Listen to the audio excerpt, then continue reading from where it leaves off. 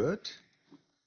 Dr. Arjun, tell them it is going to be a cesarean.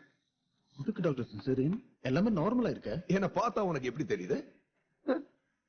Jesus Christ, Mother Teresa, Nightingale.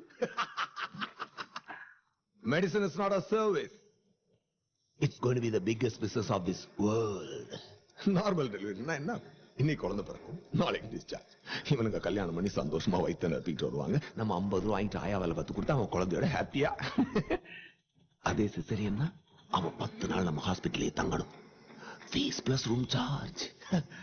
30 வருஷம் கழிச்சு இந்த உலகம் எப்படி இருக்க போது தெரியுமா? 5 ரூபா வாங்கிட்டு வைத்தியம் பார்க்கிற டாக்டரை இந்த உலக திறமை இல்லாதவன் சொல்லும்.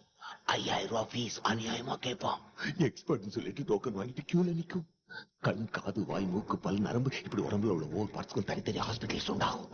ஒவ்வொரு ஹாஸ்பிட்டலையும் கூட்டம் அலமோதும். நோய்களும் நோயாளிகளும் தான் இந்த பிசினஸ்க்கு இன்வெஸ்ட்மெண்ட். It will increase. இப்படி வாழ்றதான் சிறந்த வாழ்க்கைன்னு ஒவ்வொருத்தருக்கும் சொல்லப்படும்.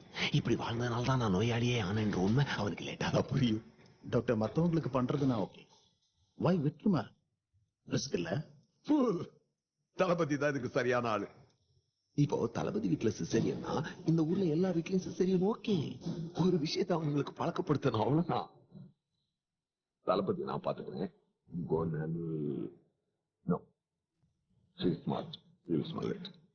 ரிப்போர்ட்டை மாத்திட்டு umbilical cord prolapse சொல்லிட்டு. Okay, that's it. அனஸ்தீசியஸ்ட் இல்ல doctor. Yeah. Why can't you try it? ஐயோ டாக்டர், எனக்கு பழக்கம் இல்ல. அவளை வச்சு பழகிக்கோங்க. அர்ஜுன், இப்ப சிசேரியனா நீ ஷாக் ஆகல. மார்க் மை வேர்ட், இன்னும் 30 வருஷம் கழிச்சு ஒருத்த நார்மல் டெலிவரி எல்லாரும் ஷாக் ஆவாங்க.